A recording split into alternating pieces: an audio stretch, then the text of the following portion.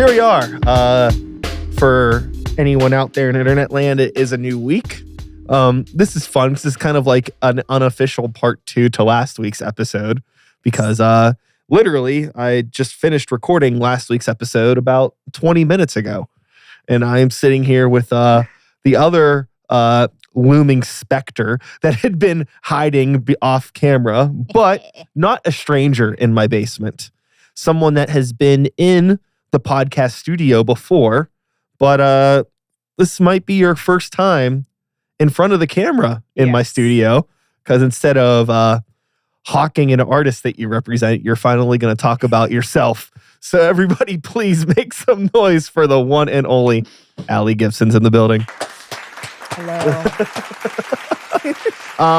Good to see you. Yes, it's been a little bit. Yes. I appreciate you coming on today. I always appreciate you pitching people to be on the podcast. Everyone that I've talked to as a result of you has been great.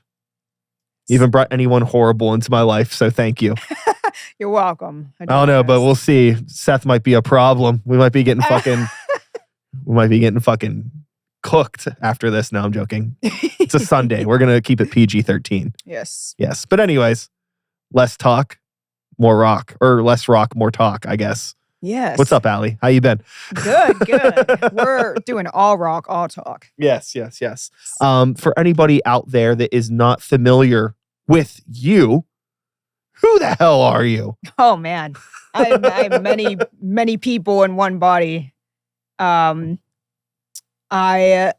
run a media business, I'll say. It's called Blossom Media. And I founded it in 2023. And it's funny because every time I try to say like what the business is, I feel like I say different things like media, photography, da-da-da. Like I can't come up with one singular description because it just grows as I do. And, I started out doing photography,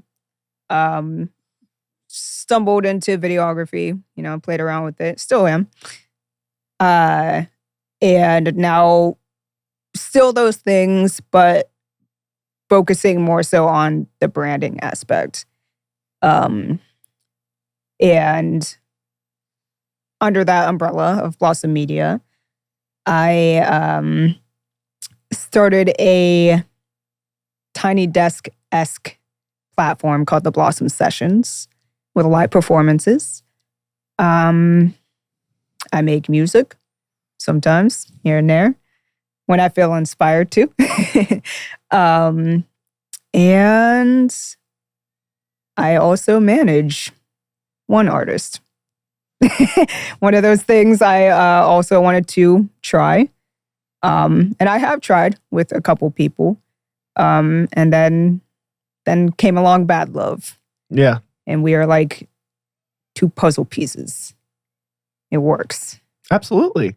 So yes. Yeah. So you have been incredibly active in all bubbles of the Pittsburgh entertainment industry for a long time. You have a lot of experience doing various things, wearing various hats in various demographics of things, right? And for whatever reason, you still want to do this. So you must be having fun. Lots. And I'm curious, what is it? What is the thing for you that, this is kind of a big question to start off with as a first question, but really, what is it that keeps you encouraged to keep trying to highlight other people's voices, tell other people's stories, and try to make something happen for other people? Because obviously, if you are an artist that's creating your own music, which you do a little bit of, it's easy because you have that selfish delusion, right? But now it's how can you maintain this selfish delusion for somebody else? Having to believe in somebody else's work almost more than they do in a way. It seems like a lot of pressure. How do you do it? So this is not as much of a loaded question, only because I had a huge self-revelation just a few nights ago. Wow. Yeah. And so I was chilling with my boyfriend. And I was just yapping, as I do. I tend to yap. And I was kind of talking about how, like,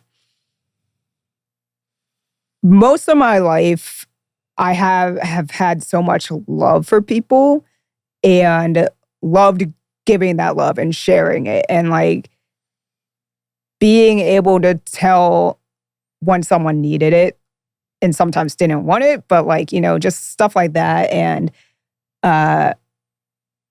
bringing out the best in people. I loved it for a long time.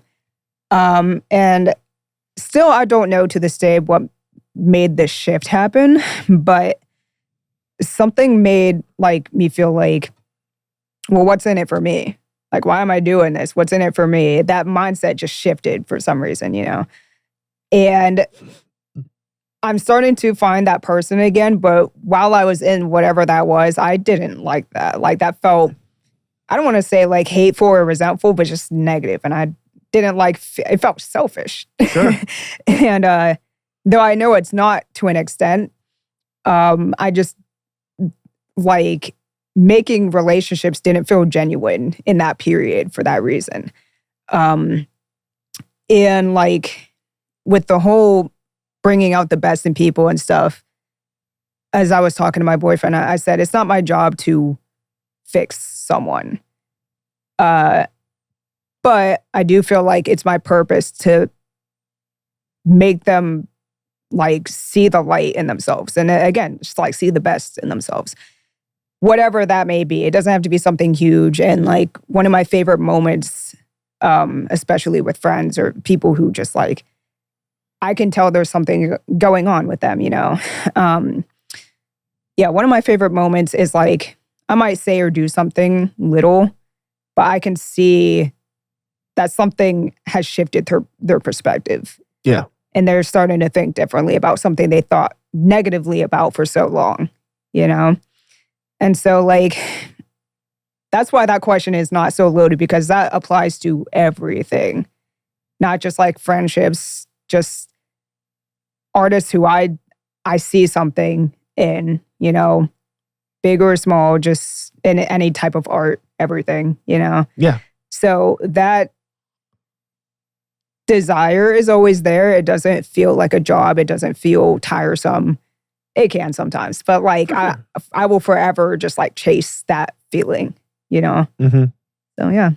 What was it, if there even is a thing, like, that got you into wanting to do this type of work? Like, where did it start? Did it start with photography? Or did it start with making music? Did it start with event promoting? Like, what was, like, your first footstep into the pool that is entertainment? I would say I started out making music. My dad is a musician. He used to be in a band, a funk band. But also, like, I love the arts, visual arts. I'm not good at drawing, but I sure did like doing it. Sure. Growing up, you know. I like to say I'm a good blend of my parents. My mom was a very visual artist, painter, drawer, whatever. And my dad, musician. And so in high school, middle school, whatever, I tried to play acoustic guitar, played on my keyboard. I would like to thank Never Shout Never for pretty much getting me into making music, for sure. What a name drop. Just, wow, incredible. And, like, you know, I was on MySpace and stuff like that, and the Medic Droid and everything, but no, like, yeah, none of them made me want to make music like Never Shout Never did. And yeah, so it was still something I just dabbled with. There was never really a point where I just wanted to be an artist. But yeah, sometime after that, my family and I opened a venue. At the time, I was just probably like 16 and just running around and doing nothing but running around the whole space. Yeah. Getting my energy out every night. And I think my start with entertainment within that was DJing. Because when we first started, we were an under 21 dance club. We were hiring DJs out of Pittsburgh. If you happen to know Chris Mays, he was like one of the first, and it's crazy to see he's still doing this for as long as he has been. But he's also one of the people who taught me how to DJ, along with like my cousin and things of that sort. So we went from hiring DJs to me being the DJ every night, which I didn't mind. I love playing music, you know. And then from there, I started messing around with the lights, like, you know, making a whole light show while I'm also DJing and da-da-da. And then learning like stage tech, the sound system. Going from that to booking like local band shows, and then learning more about stage tech and how to mic things. And I think there was a very quick shift between my dad booking the local band shows and me, because I'm like, nah, I know how this needs to be. I know how to curate a show. I never booked a show, but I know how to, you know. So yeah, it just went into that. And from there, learning how to negotiate contracts, booking bigger bands, just A through Z, making graphics, promoting on social media. Just, it kind of feels like it was all an accident. Like it was like you just like, there was like this ice patch that you just kind of stepped onto, and you've just kind of been like running in place, slipping ever since, right? Just trying to like keep up and not fall down, right? Like it seems like every skill set that you have now has been maybe obtained through curiosity, but also maybe just general need for survival. Like, I need to like learn how to design a flyer for this show that I booked. Yeah. You know, I need to learn how to do a photo or do a video. I'm sure it's just like, it just evolved out of a necessity because you didn't have access to other people that could do those things. So it's like, fuck it, I'm going to do it. Yes. Yeah. Basically. Yeah. And like, I did have certain skill sets that helped me along the way. Like with making graphics, I didn't not know how to make graphics before or during the venue. In high school, I was a big Photoshop fan. You know, it had just come out or whatever, and I was doing crazy edits, like zombie edits on people and stuff like that. Just like charging people $5 for a zombie edit on Facebook. And I was over there like drawing with the brush on Photoshop, just like, you know, just locked in and doing tutorials all the time, Photoshop tutorials. And yeah, so like just things like that I already had little bits and pieces of. And it just like catapulted me when I had like the opening to do anything. So yeah. So like, what is your focus nowadays, if you even have a main one? I would say, ooh. I mean, you don't have to have an answer. I don't fucking have one. I'm like 1,000 years old. I don't know what I'm doing with myself. I would say, okay, the main focus currently, because it's subject to change, is the Blossom Sessions thing that I'm doing. Is this a part where I elaborate? Absolutely. Okay. So, if you want to. So, all right. The Blossom Sessions stemmed from many different ideas. One of which is I'm a big content person. Like, I love talking about it. I love learning about it. And I love passing on whatever knowledge I do have about it on to others. So I will say, under Blossom Media, when I was doing photography, I did stop for a little bit. I went on a 2-3 year hiatus because I was like, everyone and their mom has a camera right now. Like, what's making me different? I've been doing it for this long. There's been newer photographers being taken out on tours before me, and I'm like, yeah, I hate it here. Like, what am I doing? And instead of giving up completely, I shifted my perspective. And I was like, okay, what can I do differently? Or what can I offer that people aren't offering here, at least? Yeah. And that's where the branding thing comes in. So I was like, okay, my target like customer base are artists and bands.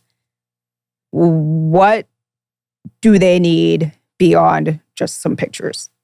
What can I help them with? And that's branding.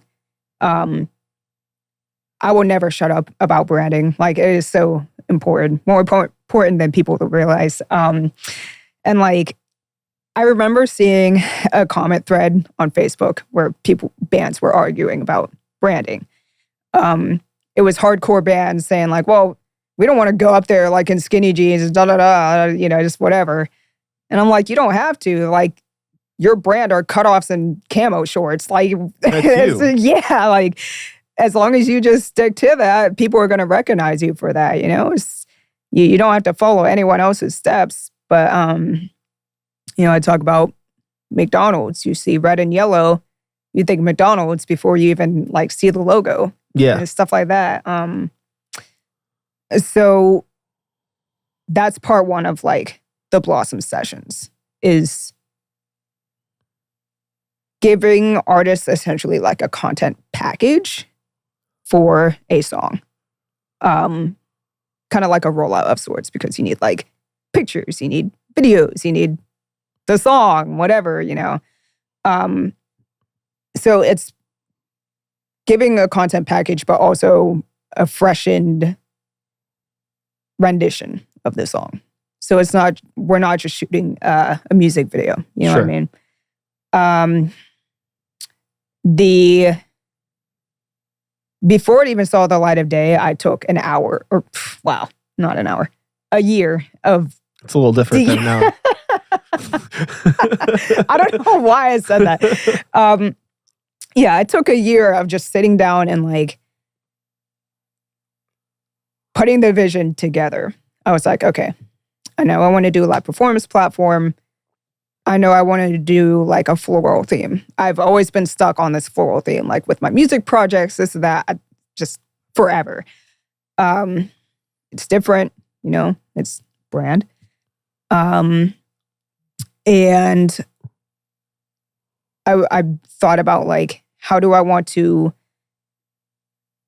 is the booking process going to be? How are people even going to find me, like marketing and the submission form, and how I'm going to roll out the content? Is there a schedule?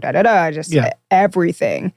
And even when I thought I was done, I was like, no, I'm forgetting something. I really took my time with the planning, and that was a scary process, because in a world where you have to put your ideas out ASAP before they're just forgotten about, before you even put them out, it was a scary process, but I did it anyway.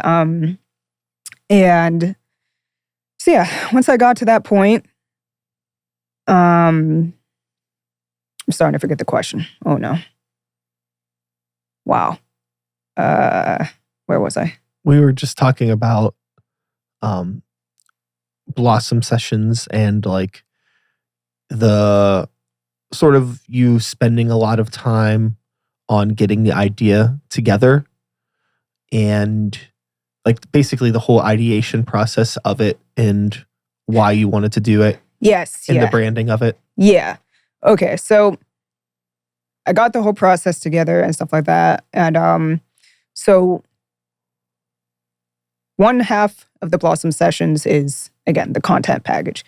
The other half is giving them something that also new listeners can like latch onto, because I feel like there's a whole audience that just like binge watches Tiny Desk, Audio Tree, Adobe Radio Sessions, just like Vivo, all that stuff. So I'm also trying to develop like a fan base of the sessions and not just the specific artist.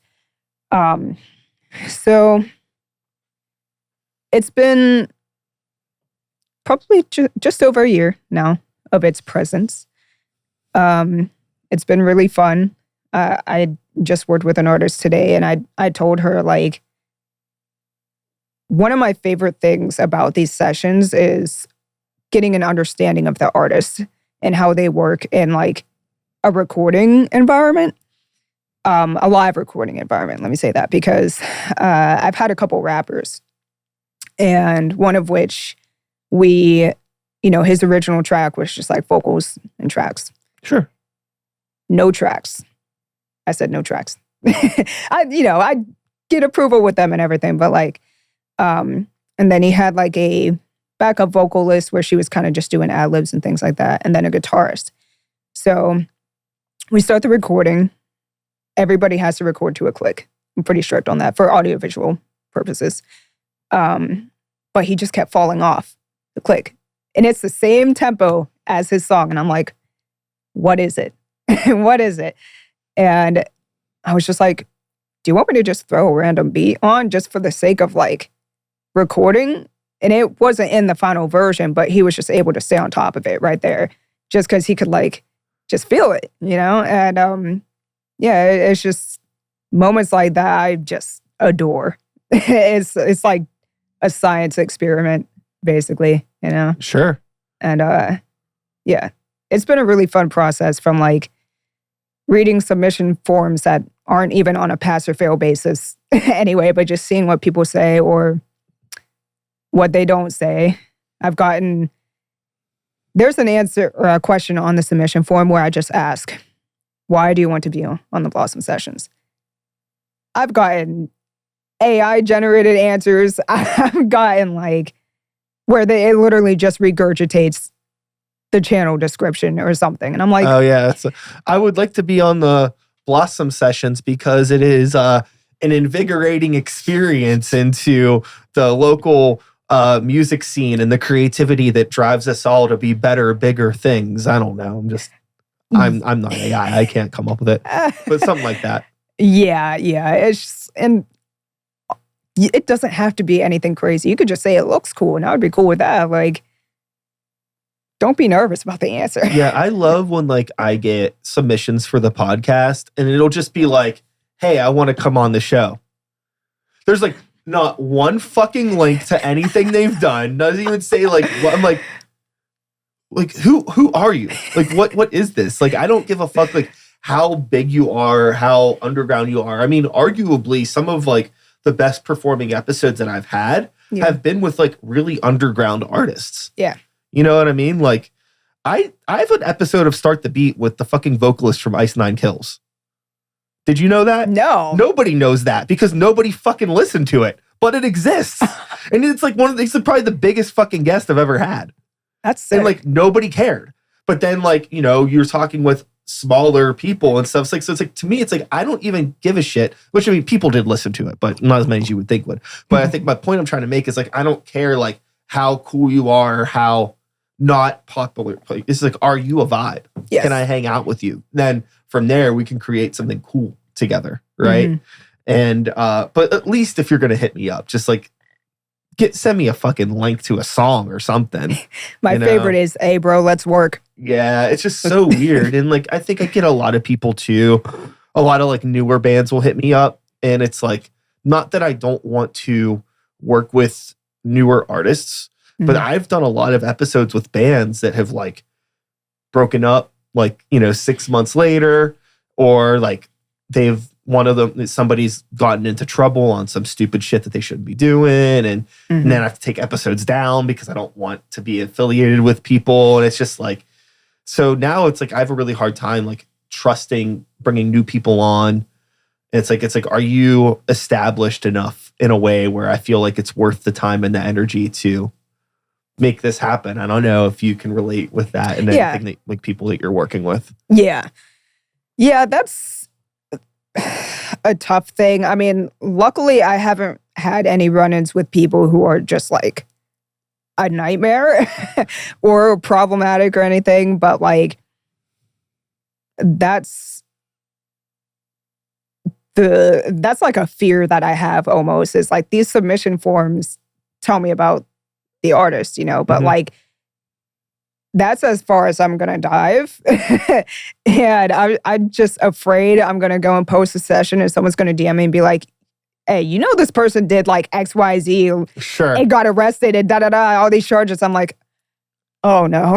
Yeah, I mean, like, that's the thing is like, you can't, there's only like so much you could do. Because it's funny, because we do very different things, but in a way, there's similarities because we are continuously working with people that we don't know. And we're like trying to help tell their story and give them some interesting new platform in a way where it's like, you are offering them an opportunity to do like reimagined versions of their songs in like a cool professional environment. I'm giving people an opportunity to like sit down and talk for an hour or more uncensored about whatever the hell they want to talk about. Unfiltered, But I don't know much. I kind of like don't want to know too much about things. I don't want to like have my expectations get set or have too many questions in my head about what I want to talk about. I kind of just want to like figure it out in real time. To me, it's like a lot more interesting to do it that way.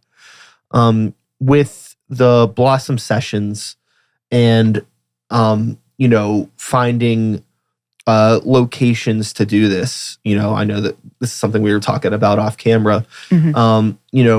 What is it with, finding and working with local establishments, and like what's it been like trying to find these spaces and collaborate with people that have spaces to allow you to film in them? Because that's a tricky thing. There's not a whole lot of resources for that type of stuff. In Pittsburgh, right? Yeah. So the very first location that I filmed in was an old church in Vandergrift. It was sort of like an event center, and the owner was letting me use the space for free, which was insane. And so, I was in there for probably 2 or 3 months. It was winter, just started doing them. And she had an issue with the heating, a very expensive issue.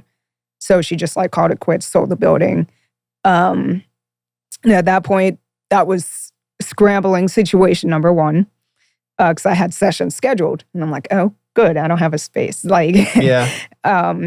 So conveniently, I believe around the same time, or maybe a few months prior, that's when Haven in Oakland had opened up. And when looking for a space, I do have I have my wants, I have my needs, I have my this is the ideal scenario. I have my, I can work with this kind of thing. At that time, I didn't really have choices. So I don't know. Haven was one of those places I immediately thought they were going to say no or just couldn't accommodate for whatever reason. But I was taking my chances and asking everybody. And they just really clutched up for sure. And, had me doing sessions there. But my ideal scenario is having like a studio with a very wood grain kind of look to just meet with the natural aesthetic. But like with looking for spaces, I feel like until I have my own that I like build out, I'm always going to have to compromise something. And I'm okay with that.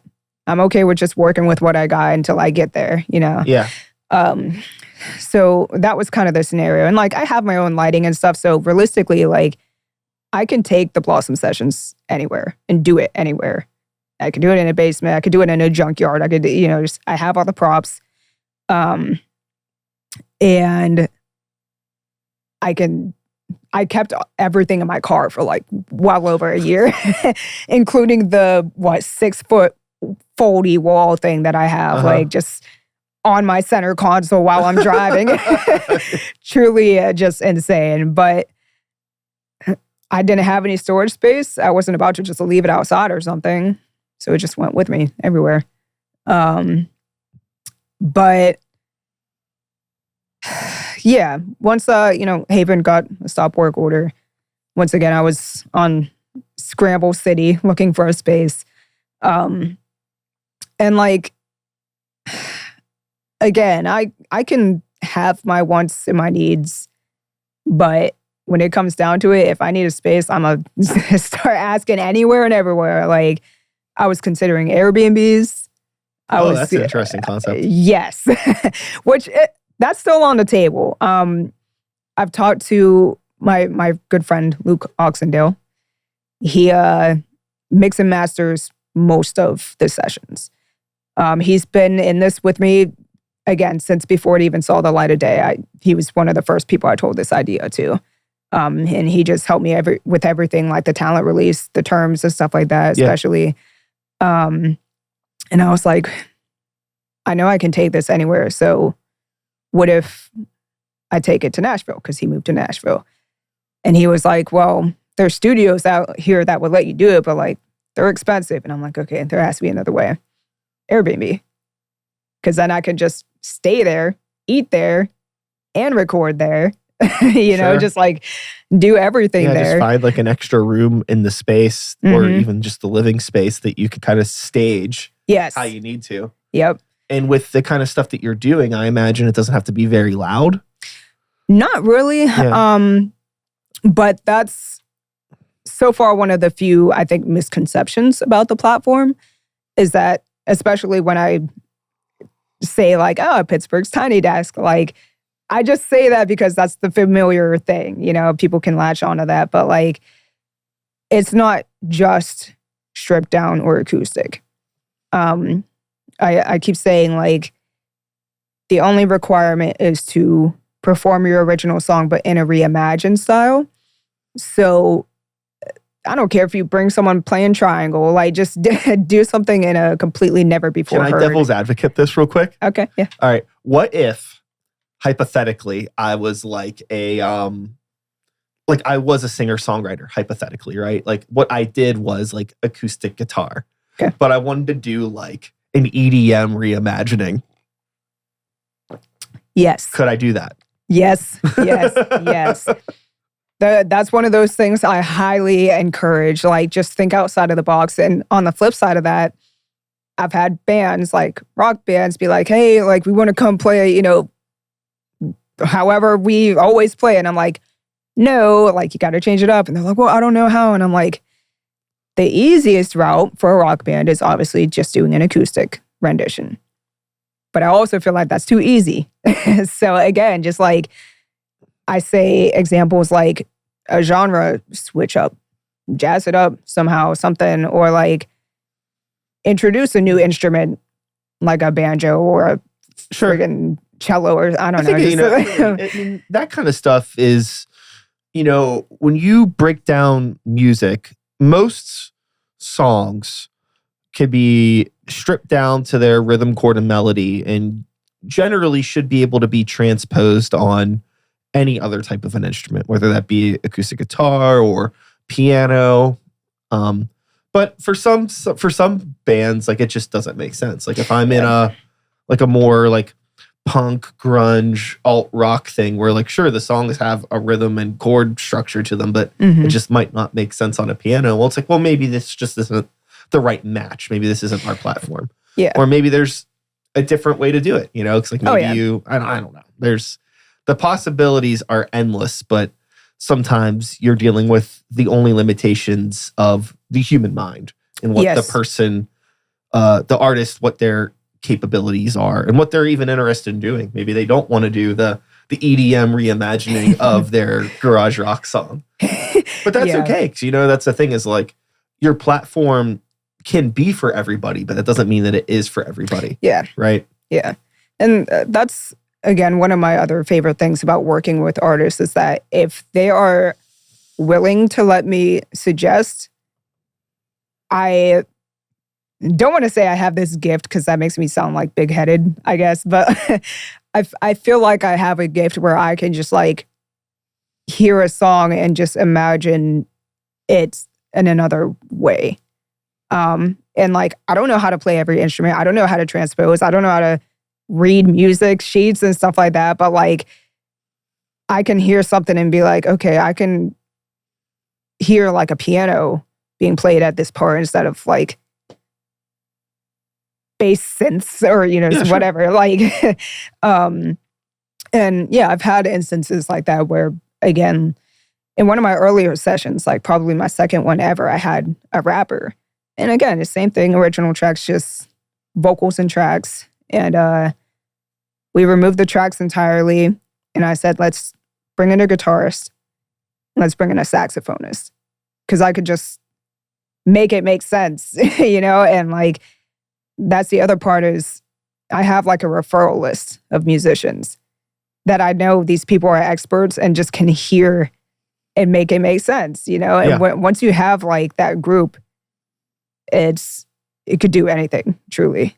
Sure. So like, you know, on top of giving people this cool alternative platform to highlight their music in a different way, you're also connecting people to like an ecosystem of other artists they may not have even known beforehand. You know, you're like kind of connecting these interesting dots. So that's also not even like a cool opportunity for the artists that you're highlighting, but the additional musicians that get to play and be a part of this, right? You're highlighting them as well. Yeah. I just had an artist named Cassandra on the sessions, and it was her second time on the sessions, actually. And she, I believe after her first one, I sent her the final mix and master of the audio, which artists can drop that on their Spotify, do whatever they want with that at that point. And she just said, like, this is amazing. Can you connect me directly with Lou? Because I would love to work with him on things outside of this. That's awesome. And yeah, it's just a big, like, goes back to wanting to, you know, help people and connect people in that sense. You know, I always like to invite photographers out to do behind the scenes.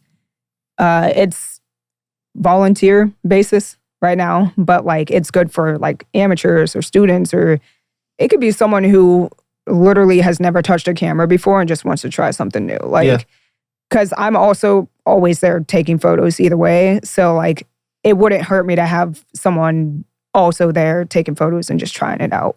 Or it could be an expert. Like, it, you know, it doesn't matter to me. But again, the goal also is to just get people connected, especially here. For sure. So, you know, pivoting outside of Blossom, well, actually, this is all very connected to Blossom because I guess in a way, after you book and record and mix and master and finish all the production on these sessions, you now have to promote it.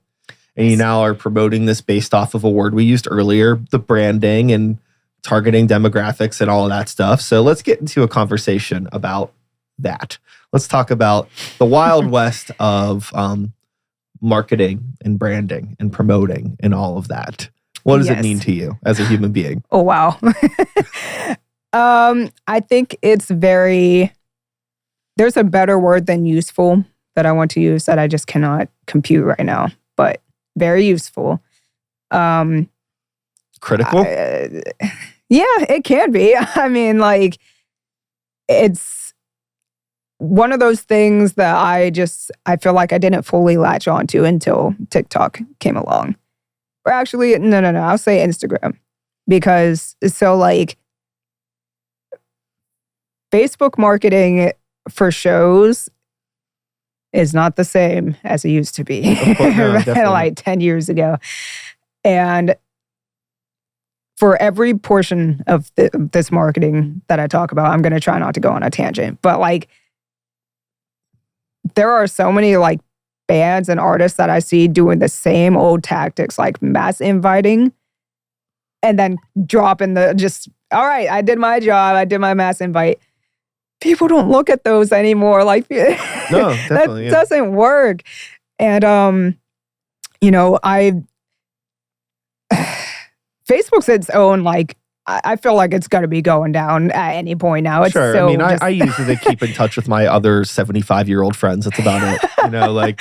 Yeah, it's great for staying in touch with family. And I will say in terms of promoting, if you insist on only using Facebook, every social media platform has its own, like, strength. And this is why I say cross-posting does not work, because like Facebook has always been known for news. People go to Facebook for their news. Facebook is also known for its drama. People love drama on Facebook. So like making bait posts isn't the best way to go about things, but like you could either do hey, I have this show at this place this Friday.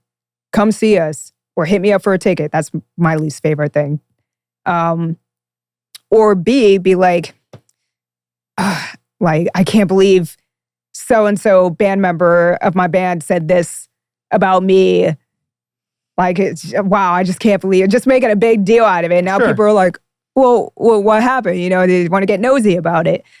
And then you just say, like, I posted a screenshot of what he texted me in the comments, and it's your band flyer for the show. Like, it's just... Yeah, sure. It will piss people off. It will, but, like, it got someone to look.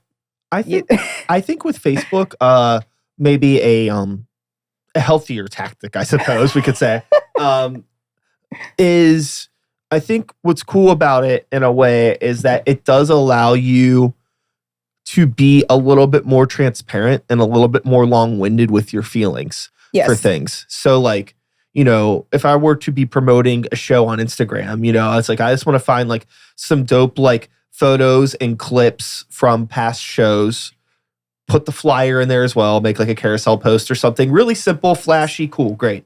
But on Facebook, I'm more likely to do something like, hey, you know, like just do like a long ass paragraph. Like, hey, this is something I've been working on for a really long time.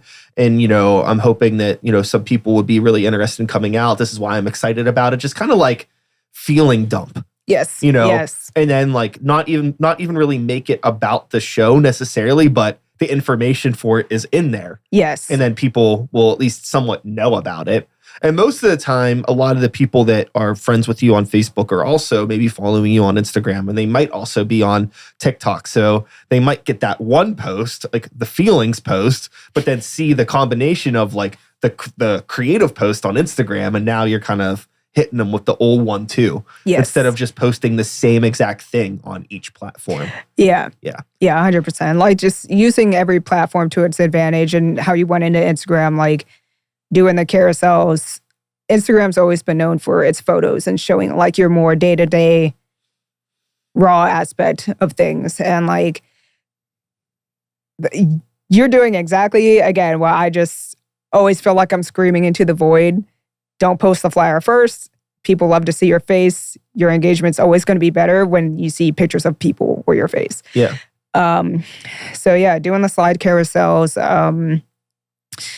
And I mean, it's tricky though, because I feel like there's different, and I don't mean to cut you off, but I want to kind of bounce this off of you, right? Because I feel like, so I'm running, you know, I have different social media platforms for different things. So let's make this really simple though, right? Let's say like I have my band and then I have my personal pages, and I want to promote things from both of these. I feel like when I'm doing stuff from my band pages, sometimes I do want to just have some posts where it is just the flyer.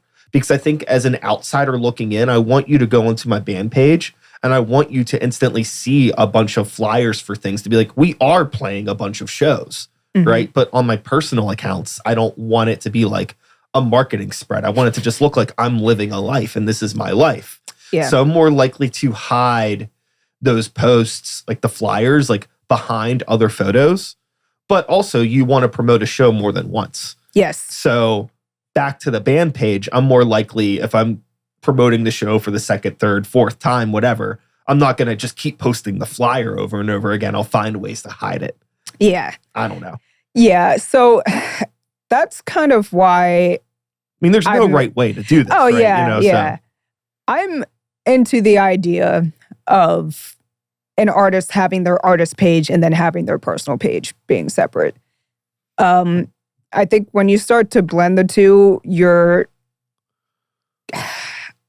I feel like I do saying this, but like compromising branding in some aspects. Because like if you start posting pictures of family and stuff, it's like not.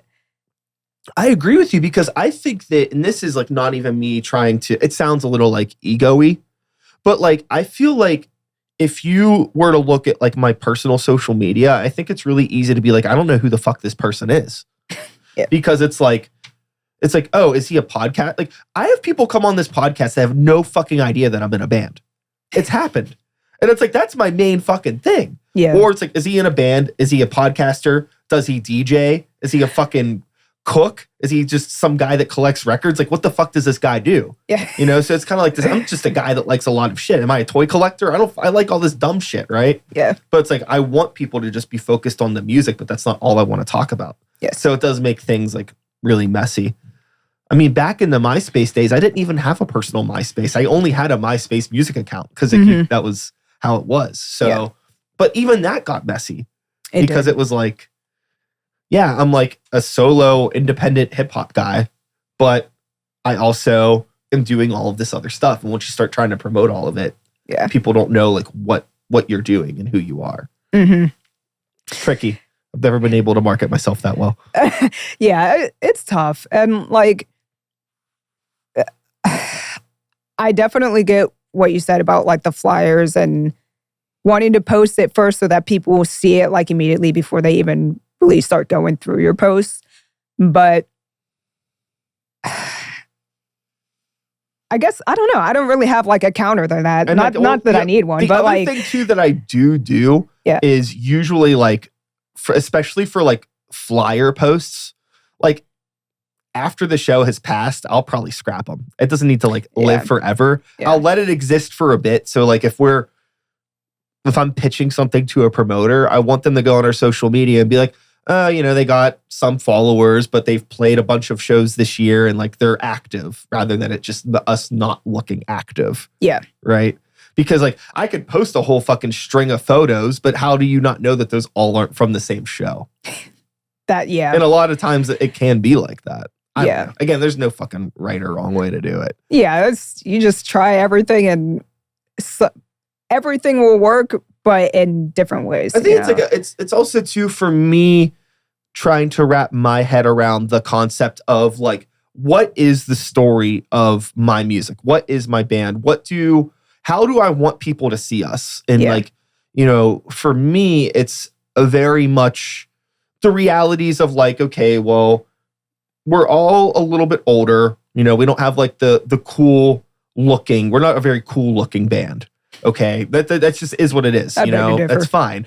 But that doesn't mean that we can't like just lean into other things where it's just like we are still a band. So it's very music first promotion type of stuff where anything that I'm doing is either highlighting something about the production process, songwriting process, the songs themselves, live clips. I'm not going to be doing any like silly dances or day in the life type stuff or, like lookbooks or it's like, that's not, there's artists that can do that type of shit because a big part of their stuff is like, they have really great style or really great ways to connect with people through that sort of, that's not us. Right. Yeah. So it's just very much like music first. But there's a lot of cool things to talk about within that for us. So that's what I've been trying. And I don't know if anybody gives a shit, but I feel good doing it. And that's at least, if I'm putting something out there, at least I feel good about it. So I'm able to put energy out that I hope comes off as being genuine versus like feeling forced to like create something that I don't want to create. Yeah, that's fair. And I feel like as you grow as a band, doing things like day in the life will work like for your dedicated fans. Oh, for sure. When you're reaching like trying to reach new listeners, that's not going to resonate, of course. But like, yeah, I mean, yeah. Something that really annoys me that I see a lot of my peers do that are kind of like on this level of like, we're trying to crack the ceiling, right? Mm-hmm. We're trying to get new fans, not super big yet, but doing well.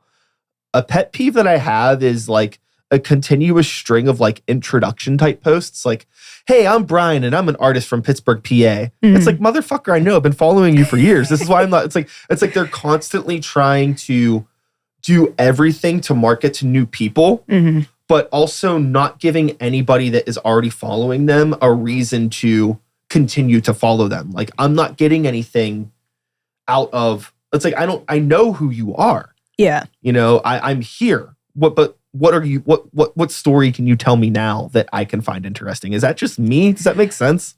Yes. I can see the strength in why people would keep doing the other thing. Yeah. I don't know. It's so weird because, again, I'm like 82 years old. So I just come from this a much different world. And like, I'm not trying to be all like, old man dinosaur about it, but it's still like, it's just not the way that I engage with content. Yeah. So I think I need to like reframe sometimes the way that I engage with things and assume that just because I do something, that doesn't mean that's how the rest of the world works. Yeah.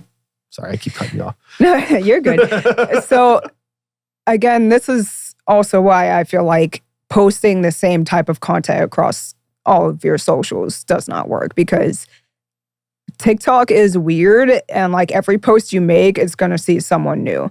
And if someone's already a fan of you and they want to see like you more in depth, then they will trickle over to your Instagram. Like TikTok is you can be repetitive with no repercussions, literally none. Like people will not unfollow you for posting the same thing.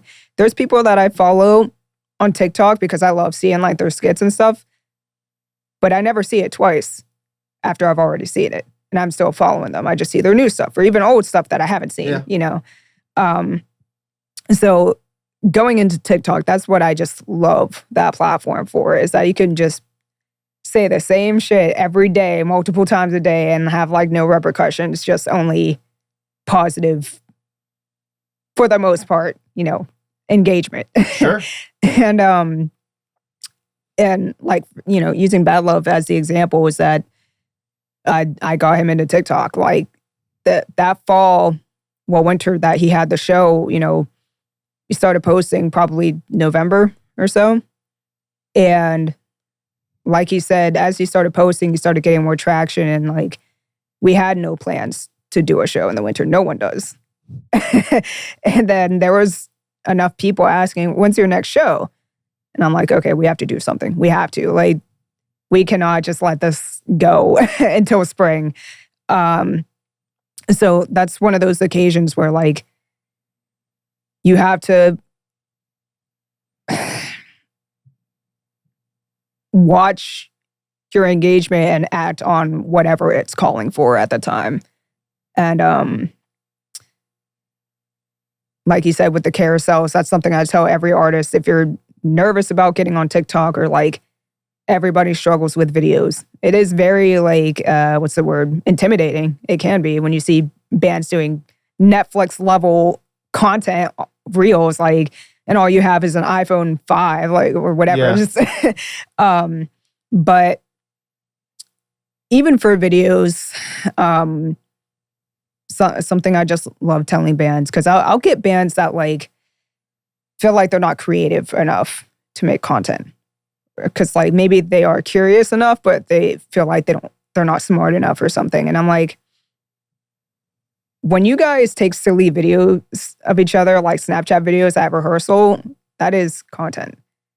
And you post it and people love to see that. They love seeing your day-to-day stuff and seeing what you do. It's not always about posting a 4K video of you lip singing to your song. Sure. Like even the What's Up Denny's thing is a prime example of that. Like that was such a casual ass video. And people latched onto that, and like that band got so many followers and stuff, because like people love to see the behind the scenes of things. They love to be a part of something before it is something. Yeah, that's huge. And it's real, right? I feel like I definitely have, this is another like old man pet peeve, but the like lip syncing video thing, that ain't for me. I mean, I don't got a face for HD anyway, so I don't need to be doing that shit.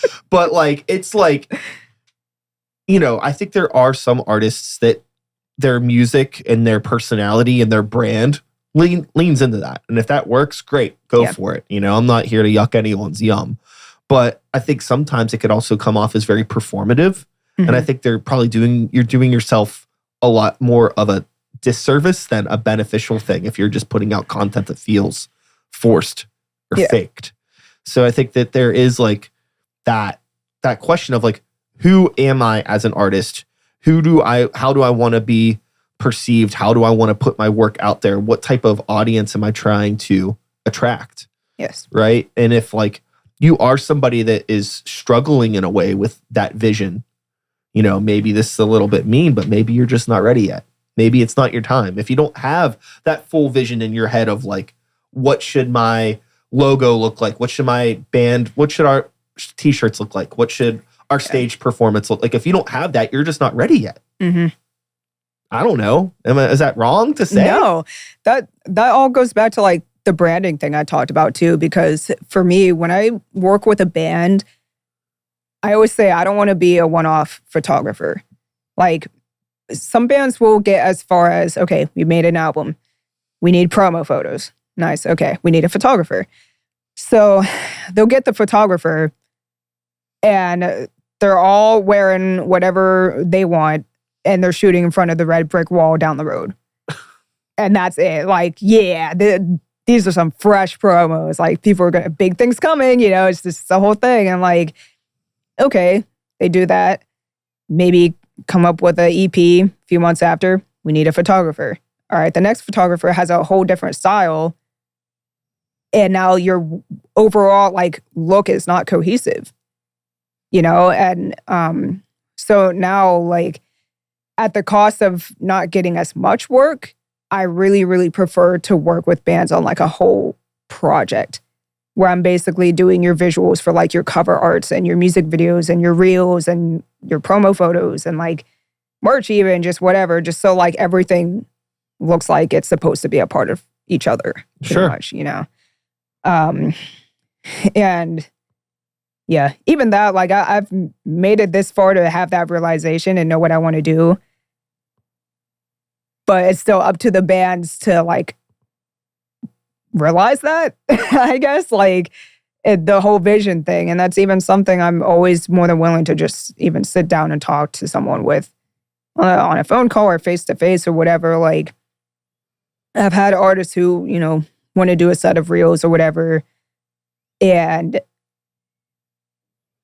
they have the vision, but they don't know how to execute it. Or maybe they know the message they want to portray, but not what the visuals could look like for that, you know, just all of that. I just love to explore. Yeah, I think that, you know, with me, I think we both kind of came into this in a similar way where it wasn't really intended for me, you know, to be like, oh, one day I'm going to be somebody that is into graphic design and video production and podcasting and knows how to do live sound and live lighting. And like, I didn't plan on this. It just became, it's like, well, I want to make music. Mm-hmm. So I need to record it. How do I record it? I don't know. I guess I'm going to learn. Oh, now I need an album cover. How am I going to make an album cover? I guess I'll find, you know, and all of a sudden you obtain all of these skills. Mm-hmm. So now, as that result, I think it's easier sometimes for us to see that whole vision versus somebody that maybe is just really good at writing songs, you know, and they never really gave a shit about learning how to record it or coming up with art or a t-shirt design. They never had to think about it. Mm-hmm. And then now when it comes down to it, it's like, sometimes there's people that I've played in bands with people that like couldn't care less or have any 2 cents to add to any of that stuff. So I end up becoming like the band daddy in a lot of ways where it's like, you know, I'm the one that's making sure that we have new merch designs and that they're getting printed. And I'm the one, you know, like I end up taking on all this responsibility in bands that I've been in throughout the years, just because like I have that vision, but a lot of people just, they don't think about it like that. And I think it does end up showing sometimes. Yeah. In a lot of ways. Yeah. That's, you know, that's why having a team also like matters. Like everybody has their own set of skills and the team can be just like your 4-piece band. You know, everybody has their own specific set of skills that use your strengths. You know, everybody has them. And where was I going with this? Like with Seth, you know, like I said, we work really well together because like he knows his way around Spotify and everything, doing the ads and stuff. And like when I first reached out to him, it was not to manage him. Like I just happened to see a flyer. He was opening for Chandler Layton at Preserving, I think. And whoever made the flyer, like all of the names were in the same font. So I thought he was part of the tour package. And I was like, okay. I started having this method where if I wanted to shoot a show, I just DM'd the smallest artist on the package. And usually I get a response. It's been working. It has been working. even more so, like I was pretty much a, what is it called? Like a contributor for a magazine where I would get permission to shoot a show, not get paid for it. First 3 songs in the pit, the whole shebang. Yeah. And then I'm like, I'm sick of this. I want to get paid. And that's how I ended up shooting for a touring band at Stage AE, because I just DM'd them. And I was up on stage. I was in the green. I was everywhere. I was like, I wish I would have known this years ago. But yeah, I saw that flyer and I messaged him after doing some digging. And I was like, okay, he's from Pittsburgh or Ambridge. And I was like, well, if you ever need photos for a show, I'd love to do it. It's pretty much establishing, hi, I'm me. And we just got to chatting and I was like, I've been wanting to dip my toes into management. And I always say, like, it's not the overarching management. I'm not going to sit here and tell someone I'll do sync licensing for them if I don't know shit about that. Like, I'm not going to do that.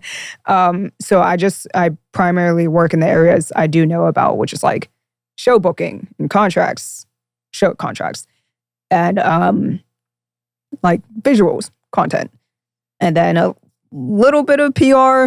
I want to dive more into that, but it's not really, I don't know a ton in that area. I do it for fun if I can get them seen somewhere. Yeah. And during that conversation, he was kind of just like, that sounds amazing, but like, I can't afford to have a manager, at this time. And I was just like, I'm not worried about money right now. Him and like I said, I try to work with a couple other artists. I see potential and I just want to make that happen for them. That's all. Like that. I mean, in a lot of ways too, like you could make it a little bit selfish and from the aspect that it's a learning experience for you too. Yes. Because like, through this, you're getting an excuse to interact with different venues and different promoters and different things that you probably want to know anyways, regardless of whoever you're working with, right? Mm-hmm. So, yeah, it's fun. It's been a good time. I know when I tried doing this with a couple other artists, I thought that maybe I wasn't cut out for management.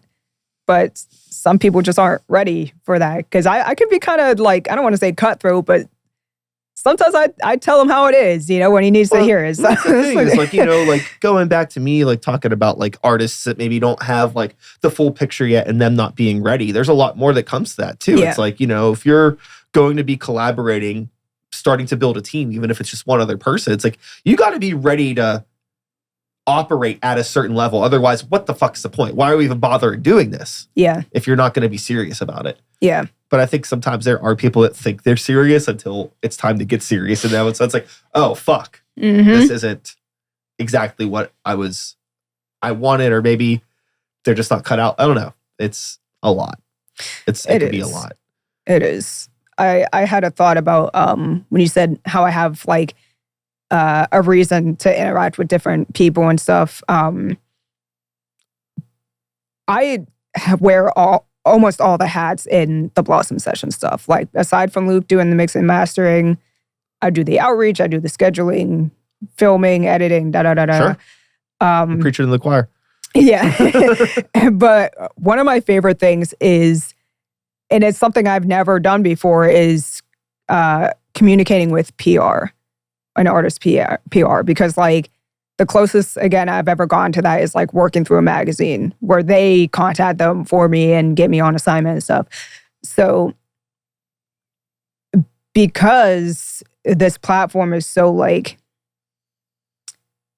it's specific and it's not just a blog or a magazine, I feel like I have higher chances of getting touring artists because this is one of those things like that they look for, like Tiny Desk and things like that. Oh, yeah. The challenge is the tour schedule for sure. The one I had today, the management contacted me like 4 days ago.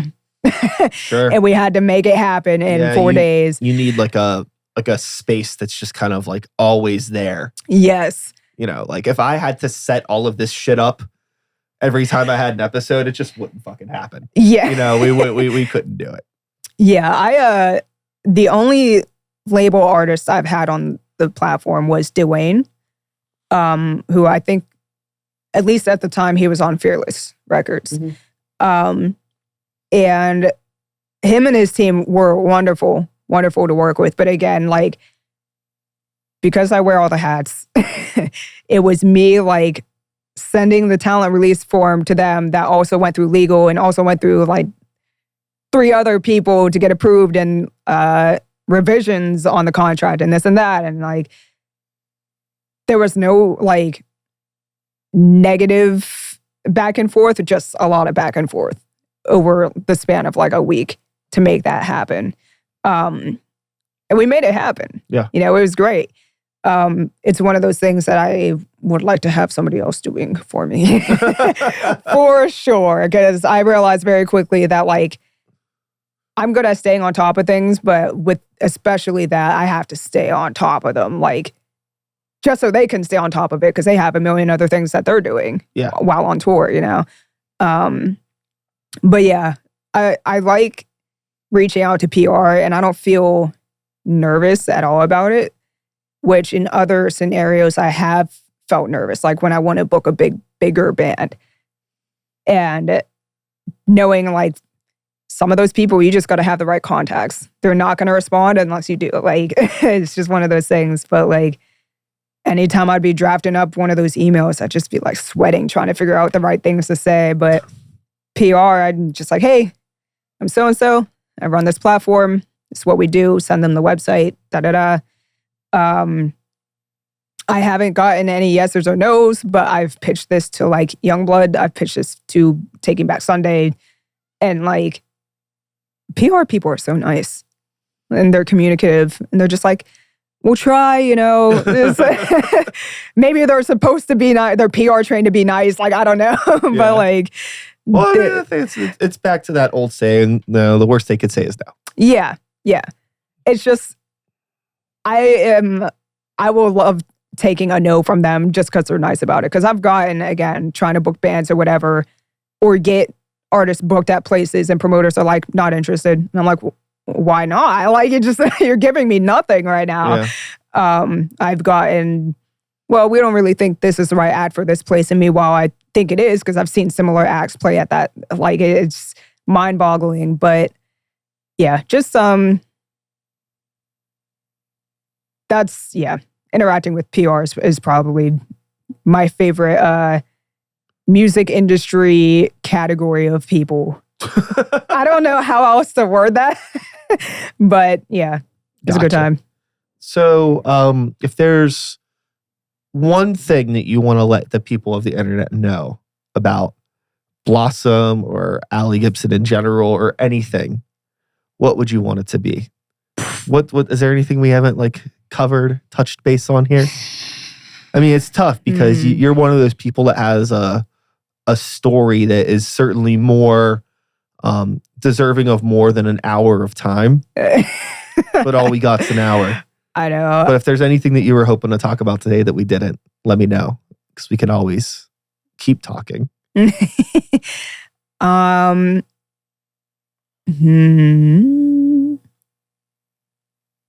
Really just, I know I've been talking about it a lot already, but like the Blossom sessions. I am just so passionate about this.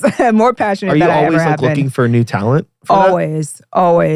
There is a production fee associated. I can't do it for free $99 as much as I'd like to, but I'm keeping it as cheap as I can. And out of that, like I said earlier, we mix and master the audio for you to release. We take professional behind the scenes photos. You get like a full gallery. You get clips from the performance, vertical clips. We're partnered with Little Giant Studios, so you get like a 70% discount code off of a 4-hour rehearsal block. That's $50 for 4 hours. Yeah. And you can use it to rehearse for a session or use it to rehearse for your next show, whatever you want to do. And yeah, I've had artists do this little package where they'll like drop the session and use one of the photos as a cover art and then use the clip as Spotify Canvas. Like it's all there. And yeah, I want to work with like everybody here and beyond. I definitely have a wish list of artists. Yeah. Pittsburgh-based artists that I want to work with. Yeah. And what's like the easiest way or the best way or the preferred way for someone with a chaotic inbox, I imagine that you have? What's the best way to get a hold of you for anybody that's interested? We have a submission form. Easiest to find in the Instagram bio at blossom.sessions. Nice. Yes. Well, is that it? Anything else? Anything else you want to let these lovely people know? If you are struggling with getting your music heard in the visual form, talk to me. It does not cost money to just talk on the phone or something. Like, I can yap about it all the time. I can give ideas. Just everybody needs it. I feel like, we're not gatekeeping sauce anymore. We're not doing that. Real quick, I wanted to add that when Bad Love sold out the show, it wasn't just posting on TikTok. You have to chase people. This goes back to when he said about being crazy. Like, yeah. I said, you get any kind of interaction about the shows, likes, comments, DM every single person, and you stay on top of them until you get a yes or no. You say maybe, all right, I'll follow up 2 weeks later. Like, you make a spreadsheet. I have, and I've gotten draws for my own shows for that reason. You have to be consistent. You have to stay on top of it. And like, of course, converse with people. Like, he loves interacting with people. So he just be having whole conversations in TikTok. But that's how you pull people in, Posting is just half the battle, truly. But yeah, I feel like if everybody locally did what he did, they can sell out their own shows and overall just help bring more people to local shows 1,000%. Definitely. I've talked with a lot of people that aren't musician people, right? They're just like, they like going to shows, and like the number one thing that everybody always says about why they don't come out to shows is because they don't know about them. And it's like a matter of just like, it may be a little bit annoying and a little bit cringe, but go in an inbox. You got their number, text them. Like, hey, how have you been? I know this might be weird because we never talk, but I remember 6 months ago, you talked about not knowing about shows. And if you're not doing anything next weekend, I got a show for you. Feel free to ignore this message. Again, what's the worst thing they could say? No. Absolutely. Or just avoid responding to you. I don't know. I think that like, I wish that, and I've said this before multiple times, one of my biggest regrets as a creative person is that I wasn't more annoying when I was younger and when I had like maybe a little bit more like juice in me, because I'm not in the position now where I could just completely fuck off and just go full force. I have other responsibilities and weirdo adult old people shit that stops me from being able to put 110 in now. Even though I do my best. But God, if I was fucking 19 years old, 20, 21, and I wasn't all like self-conscious about my shit, and I was just like, and also too, the tools that we have now didn't exist then. Again, I told you I'm 94 years old, so we just like it didn't exist when I was 20. But it's just like, but no, I mean, social media was a lot different, back then than it is now, and it's just like the access to people is so much different. And I don't know, if I just wish I just would have been like, fuck it, I'm gonna be annoying. Everybody needs to know about my art. I believe in myself, and I want you to support it. I don't know. And I just didn't. And now it feels like I'm fucking spoiled milk over here nowadays. Something I feel like people also underestimate is like good old fashioned mail. Like, I held a launch event for Blossom Sessions and I sent out mail invitations, and that did wonders. Like, I made, address list, whatever. And it's the same with email listing, Yeah. I can't remember what the meaning was behind it, maybe like teasing an album or something.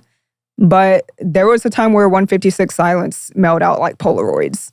And I think it was just Polaroids, no context. And I was like, first of all, how'd they get my address? I bought merch however long ago, but that's how you do it. You just do things to turn people's heads, and the rest will follow. Also, I love that every time you've referred to your age, you've gotten older. I've caught on to that. Yeah. I'm really into bits, you know? Like, it's got to commit to it. You got to stick to it. Absolutely. That's my branding for today. I love it. I love it. Well, Allie, it's been awesome. Thank you so much for chatting today. Yes. It's always great to catch up. Fun to finally have you in front of the cameras. I know. I'm sure I'll be seeing you again sooner than later. Sure. Who knows when, though? Yeah. But, I mean, until then, that is all, folks. One more time, Allie Gibson. Blossom Sessions, Blossom Media. Yes. Support it all. Blah, blah, blah. Yes. Blah, blah. How the fuck does my outro go? I'll be back again next week with another episode. Same time, same place, same channel. You know the drill. My name is Brian Sykes. Start to Beat Us the podcast. 2026 is a year. And until next time, take care of yourselves. Take care of the people around you. Thanks. Peace. Bye. Goodbye. Love you. Thanks. Love you. And until next time, take care of yourselves. That's the important part. Take care of yourselves. Take care of the people around you.